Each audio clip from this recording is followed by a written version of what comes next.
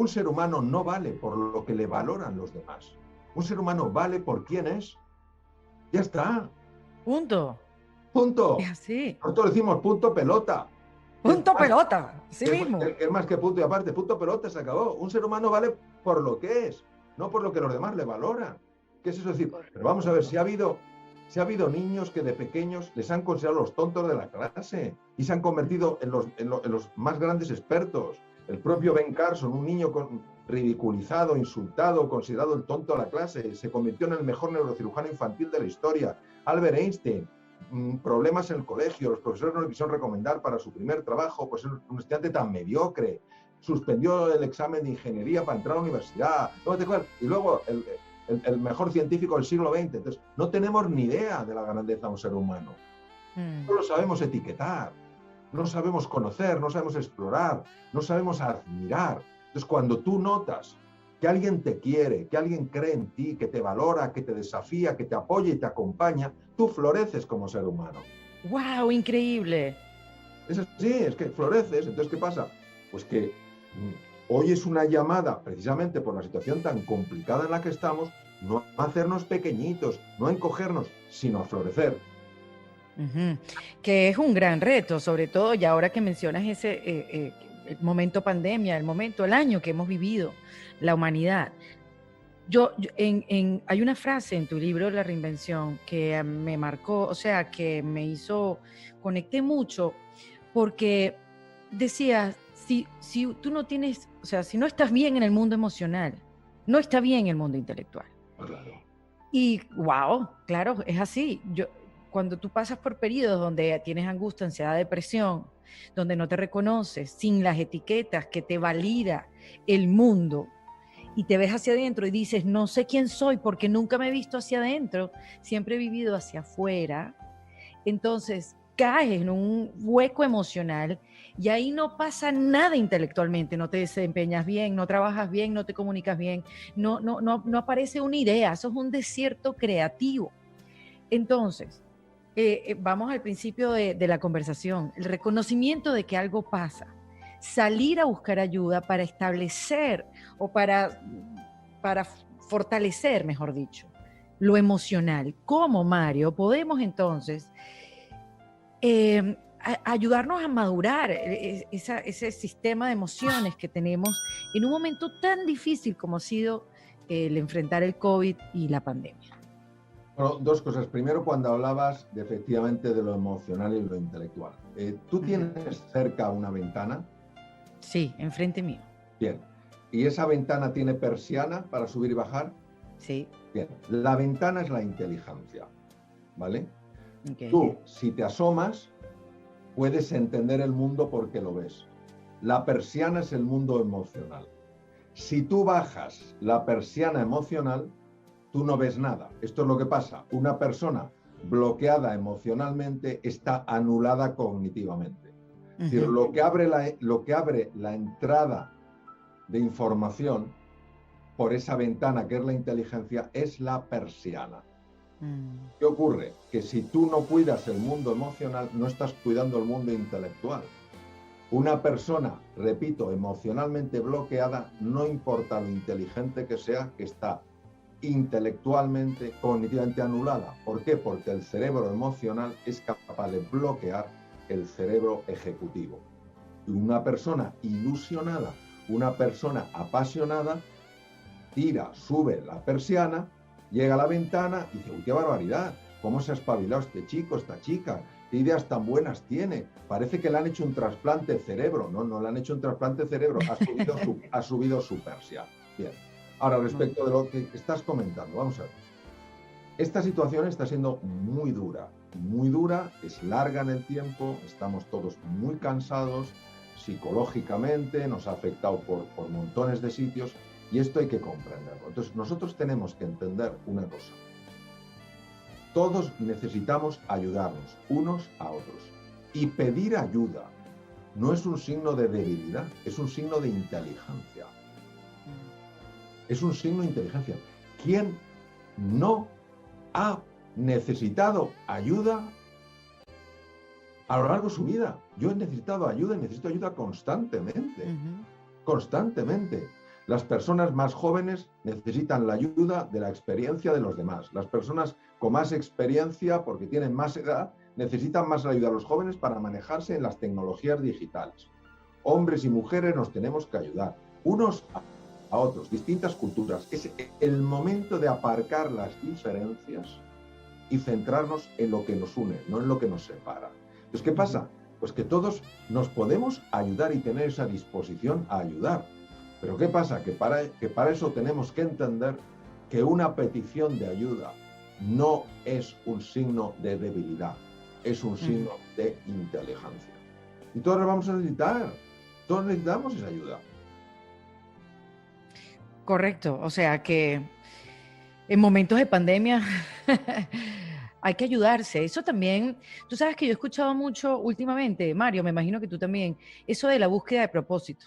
Creo que el COVID nos los vino a poner así de frente, ¿no? Como un espejo. Muchos empezamos a cuestionarnos, ¿no? ¿Cuál es nuestro propósito de vida? ¿Cuál es mi misión? Y muchos también empezaron a cambiarla, a reformularla y a darles otro tipo de dimensión. Y quizás, y lo que yo he escuchado mucho, es mi propósito de vida es ayudar a los demás. Que creo que está muy bien, que va con lo que me estás diciendo, pero quizás un poco genérico, ¿no? Un poco muy amplio eso de ayudar a los demás. Yo creo que el cómo, sentarse a cómo y poderlo como poner en papel.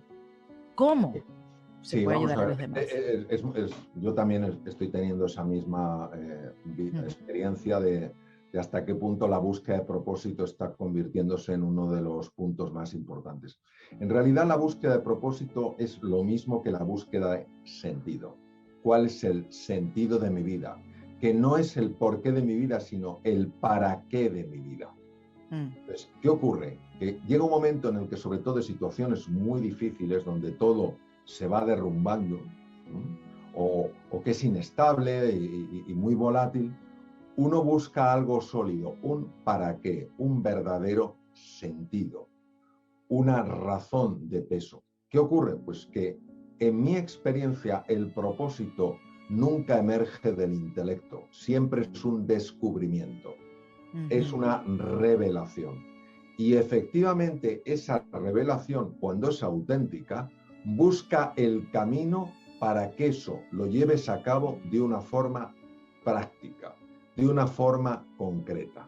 Si es sencillamente yo quiero hacer algo para ayudar a los demás y no tiene concreción y no tiene acción, para mí no es un verdadero propósito, porque cuando el propósito empieza a emerger, tú empiezas a ver, pero con claridad meridiana, dónde tienes que aplicar eso.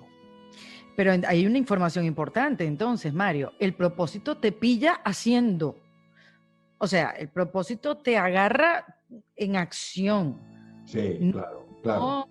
No ahí pensando, sino, claro. Bueno, hay que activarse para ver, ¿no? Cómo, por dónde viene, por dónde, como dices tú, por dónde emerge.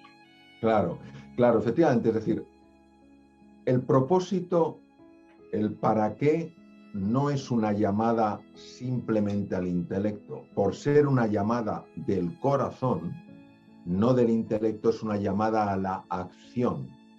Motivación es lo que nos pone en acción. La motivación viene del corazón. Entonces, el propósito no puede emerger del intelecto. El intelecto no entiende lo que realmente es el propósito. Entonces, uno puede quedarse dando un speech maravilloso del propósito y no hacer nada en su vida. Cuando es el corazón el que se mueve, el corazón lleva a la acción. Y la acción es concreta y específica y no tiene que ser acabar con el hambre en el mundo. Puede ser sencillamente que con cada persona con la que te encuentres vas a tener una interacción lo suficientemente especial como para que esa persona sienta que hay un antes y un después de una vez que ha estado contigo. Ya está. O sea, no hay que buscar nada de fuegos artificiales y aparecer en los periódicos, en las grandes revistas, en la televisión. El propósito, uno cuando lo descubre, automáticamente ve dónde aplicarlo. Porque es tan evidente Y es una, como dices tú, es una llamada a la acción. Si no hay una llamada a la acción, desde mi punto de vista, no es un propósito real. Es un simulacro de propósito. Se queda en el intelecto. Calma mucho la conciencia. No, yo tengo un propósito muy elevado, pero no se ve en los efectos. Exactamente. Y tampoco es que el propósito es que uno va a ir como Amélie, la de la película, haciendo a la gente feliz. O sea, hay propósitos donde tú también puedes ser una persona que ayude a cuestionar a la gente. Un propósito incómodo. Por supuesto. ¿Existirá? No, naturalmente que sí. Vamos a ver. Cuando una persona está movida por un propósito profundo, esa persona se convierte en luz. Y al ser luz empieza a iluminar. ¿Qué ocurre? Que muchas personas, al sentir esa luz, descubren que también tienen luz en su interior. Y hay personas, sin embargo, a las que les molesta la presencia de la luz. Y entonces intentarán apagar esa luz. Es decir, el propósito, por el solo hecho de vivirlo, va a ayudar a muchas personas y va a incomodar a muchas otras. Porque cuando una persona vive desde su propósito, lo que quiere es que el ser humano sea libre. Y hay personas que no quieren que los demás sean libres. ¿Me explico? Sí. Porque cuando estamos hablando del propósito, estamos hablando de una fuerza extraordinariamente potente que no pasa inadvertida. Con lo cual, aquellas personas que realmente tengan un interés auténtico, veraz, de que otros seres humanos puedan experimentar libertad, puedan experimentar felicidad, alegría, gozo, etcétera, aquellas personas disfrutarán con eso. Aquellas personas que lo que quieren es controlar, dominar, mantener el poder, no podrán soportar la presencia de alguien que está diciendo a otras personas, oye, tú no tienes por qué estar esclavizado. Tú tienes derecho a vivir en libertad. Pues claro, siempre sacude y muchas veces, pues claro, genera miedo. ¿Por qué? Pues porque la llamada a... Si es que lo decía también Nelson Mandela, decía, si es que el ser humano no tiene miedo a su oscuridad, tiene miedo a su luz. Pues claro, fíjate, yo hace muchos años... ¿Tú has conseguido mucha resistencia, Mario? ¿Dentro de mí? No, alrededor tuyo. A veces, sí. A ver, primero, ojalá yo fuera luz. Yo soy Ay, pero ¿cómo vas a decir que no, Mario? Por amor a Cristo, amado del Redentor. Trátate bien, trátate bien. No, ojalá fuera luz. Bueno, digamos que soy tanta luz como cualquier ser humano, no más que otro ser humano, ¿vale? O sea, yo soy tanta luz como cualquier ser humano. Entonces, en mi caso, ha habido algunas personas que sí les ha molestado, 99% todo lo contrario. 1% mucho, les ha molestado mucho. 99% todo lo contrario. Ya. Y se pueden convencer. O sea, esa resistencia se puede vencer. La has vencido.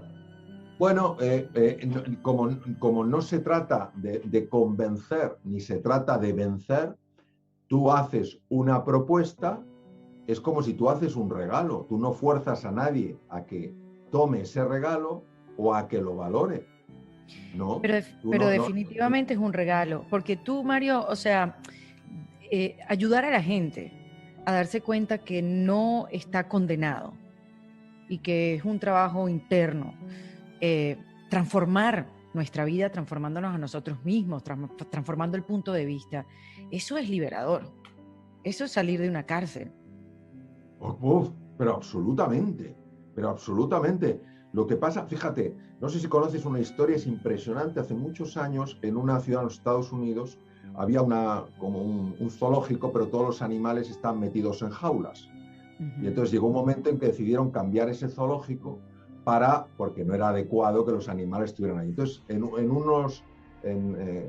los terrenos que había alrededor del zoológico, que los pudieron comprar y no sé qué, tal cual, y entonces decidieron que en lugar de, por supuesto, se llevaron a todos los animales, menos al gorila. Al gorila lo dejaron, un gran gorila de estos espalda plateados, lo dejaron dentro de su jaula, todo alrededor levantaron el terreno, los otros animales se los habían llevado y montaron el zoológico, y alrededor de la jaula del gorila hicieron un parque espectacular para el gorila, ¿vale? Okay. ¿Por qué hicieron esto? Porque era un gran atractivo turístico, es decir, mostrar un dato de lo que había sido aquel lugar y de qué manera se había transformado, y como los gorilas son de los animales que más atraen a las personas, pues lo hicieron con el gorila. Entonces lo fascinante fue que el día de la inauguración de aquello, pues llamaron a un montón de periodistas y de fotógrafos porque iban a abrirle la puerta al gorila para que cambiara su celda, su cárcel, por un parque maravilloso. Abrieron la jaula y el gorila tardó días en salir. Y claro, ¿por qué tardó días en salir? Porque para él el mundo de fuera era un mundo desconocido, incierto, y le daba pavor. Claro, los de fuera, que no entendían la experiencia vital del gorila, pensarían que se habían traído el gorila más tonto de África, pero no era así. El gorila conocía, se había acostumbrado a vivir en su oscuridad, y el resto le parecía algo que le generaba incertidumbre. Claro, obviamente cuando salió de la jaula ya no volvió. ¿Qué nos pasa a los seres humanos? Que nos hemos acostumbrado a vivir en estas jaulas mentales. Y no es tan fácil que alguien vea que más allá de la jaula no hay un precipicio lleno de monstruos, sino todo un mundo por descubrir. Qué belleza, hermosa esa historia. Es muy bonita. Lo puedo ver, sí, y me puedo ver ahí. Mario, tengo 2 preguntas más para no abusar de tu tiempo. ¿Se puede cultivar la empatía hoy en día, que la necesitamos tanto? Claro, por supuesto que sí. Todas las virtudes, o sea, la diferencia entre un valor y una virtud es que el valor es algo que descubres como importante, y cuando lo has hecho tuyo, cuando es parte de tu forma de ser y de estar, se convierte en una virtud. La empatía es una virtud. ¿Cómo lo incorporas a una forma de ser y de estar? Primero, cuando descubres que es un valor, es decir, cuando tú descubres que el haberte sentido comprendido tiene un enorme poder liberador, dices, oye, pues si yo comprendo a otra persona, si yo entiendo su sentir, tiene un gran poder liberador. Y entonces empiezas a practicarlo. Y en lugar de juzgar, paras el juicio y dices, voy a preguntar y voy a escuchar. Y poco a poco lo vas integrando hasta que se convierte en una virtud. Todas las virtudes, todas sin excepción, son entrenables, pero hasta niveles inimaginables. Ah, qué maravilla. Ok, parar el juicio, creo que es lo importante. Tú sabes que yo al final de todas las conversaciones que tengo acá en Defensa Propia, que bueno, el nombre de Mario viene, y sé que quiero explicártelo porque tú has hablado mucho de esto, es en defensa, o sea, de nosotros mismos. Es impresionante cómo el enemigo lo tenemos dentro de la cabeza, dentro de nuestra mente. Sí. El enemigo no está afuera. Sí. Mira, yo aprendí mucho, estuve en una época con los doctores Garner y Perkins, que fueron los que trabajaron mucho con el campo de las inteligencias múltiples, y conocí a una mujer allí, una profesora maravillosa, era arquitecto, era profesora de arte, y me contó una historia muy bonita que ella había aprendido del pueblo navajo en Nuevo México. Yo siento un enorme respeto por las tribus nativas. Creo que tienen una sabiduría verdaderamente espectacular y que no sabemos entender esa sabiduría. Los llamamos tristemente salvajes cuando podríamos aprender mucho de ellos. Entonces, esta mujer me contó una historia que es que la tengo presente cada 2 por 3 en mi vida, ¿no? Y ella la aprendió el pueblo navajo. Es un mito que es el núcleo central de la filosofía de esa tribu. Dice, dentro de mí está teniendo lugar una terrible batalla. Por un lado está el águila majestuosa. Todas las acciones del águila están llenas de verdad, de bondad y de belleza. El águila que vive en mí vuela por encima de las nubes y aunque a veces baja a los valles, siempre deposita sus huevos en la cima de las altas montañas. Pero dentro de mí también vive un terrible lobo. Él representa lo peor que hay en mí, se sustenta sobre mis propias caídas y justifica su presencia diciendo que él también es parte de mí. ¿Quién? ¿Quién ganará esta gran batalla? Aquel a quien yo cada día alimente. ¿Es así? Es así. Es que tenemos el águila y el lobo dentro. Es y no así. no hay que matar al lobo. Lo que hay que hacer es alimentar al águila y no alimentar al lobo. Y entonces en cada ocasión, en cada encuentro, en cada situación, uno sabe lo que significa alimentar el águila o alimentar el lobo. Ajá. Eso es lo que sabe. Por ejemplo, tú y yo estamos hablando. ¿Qué es alimentar el águila? Que lo que más nos importe sea que esta conversación que estamos tú y yo teniendo ayude al mayor número de personas posibles. ¿Qué sería alimentar el lobo? Que tú o yo intentáramos brillar más que el otro. Pues es así. Si es que es así, si es que lo vemos. Pues ¿qué pasa? Que una persona que va alimentando su águila, el lobo se va quedando chiquitín.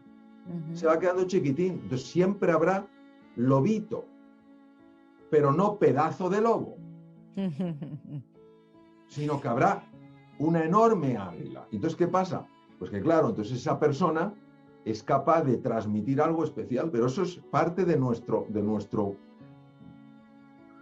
nuestra lucha interna. Entonces, es una decisión diaria. Exacto, es una decisión momento a momento, encuentro a encuentro. Entonces, ¿qué estoy alimentando? Y si un día alimentas el lobo, no te enfades contigo misma. No te enfades. Bueno, mañana voy a alimentar al águila. Y entonces hay que tomárselo como un juego, no un juego así en plan de evasión, sino un juego donde unas veces uno pierde, otras veces gana y siempre aprende. Hoy, ¿por qué he alimentado al lobo? He tenido demasiado deseo de autoafirmación. Me ha importado más brillar que iluminar. Mañana, si me pasa lo mismo que haré, potenciaré el iluminar por encima del brillar. Y así poco a poco lo vas integrando incluso a nivel celular. Mario, dame 3 tips para reinventarse.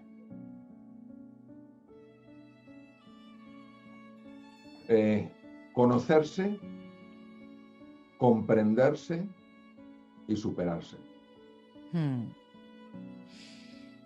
Ay, es tan sencillo decirlo, Mario. Y el trabajo que da.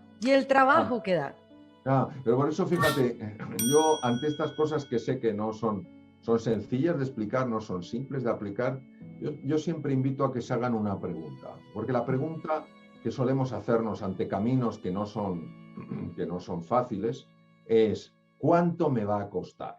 ¿Vale? Y yo lo que invito a que se hagan es otra pregunta, es ¿hasta dónde me puede llevar? Wow. Entonces es cambiar la pregunta. Claro. O sea, yo hay cosas, oye, a mí me ha costado mucho mis estudios de medicina, son 6 años y estudias una barbaridad de cosas que son bastante complicadas. Pues, ¿cuánto me va a costar? ¿No? ¿Hasta dónde me puede llevar ser médico? A mí me costó mucho aprender inglés porque no lo aprendí de pequeño. Pero ¿hasta dónde me puede llevar? A mí me abrió un universo entero el aprender inglés. Entonces dices tú, ¿te compensa? Dice, vamos, no, claro que me compensa. ¿Me costó mucho? Sí. Entonces hay que tener cuidado con estas cosas para que no sea lo que nos cuesta, la previsión de lo que nos va a costar, lo que impida que nos pueda llevar a un sitio que es infinitamente mejor al sitio que hemos dado por hecho que es el único al que podemos aspirar. Mario, ¿y qué haces en defensa propia? ¿Qué hago en defensa propia? ¿Qué quieres decir? ¿Cómo qué haces en defensa propia? Como que yo hago ejercicio en defensa propia todos los días. Como no permito que nadie me eche a perder algo. O sea, ¿qué haces en tu propia defensa? Vale. Yo prácticamente todos los días hago ejercicio. Prácticamente todos los días dedico un tiempo a la oración. Prácticamente todos los días leo. Todos los días tengo conversaciones con mi mujer y con mis hijos. Todos los días, o casi todos los días, medito, cultivo el silencio. Y bueno, y y hago lo que hago porque me encanta lo que hago. Entonces no son cosas más sofisticadas que eso.